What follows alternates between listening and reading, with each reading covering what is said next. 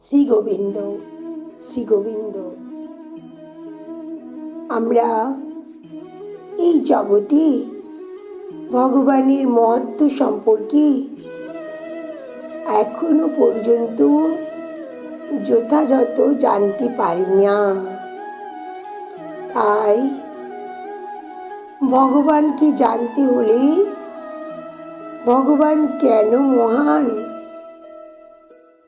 তার সম্পর্কেও আমরা বিশদভাবে অবগত নই। আমরা স্বাভাবিকভাবেই ভগবানের মহত্ব সম্বন্ধে যথাযথভাবে জানতে পারি যখন ভগবানের চরণে আত্মসমর্পণ করে ভক্তি যোগে তার সেবায় পবিত্র হব। রাধে রাধে, রাধে।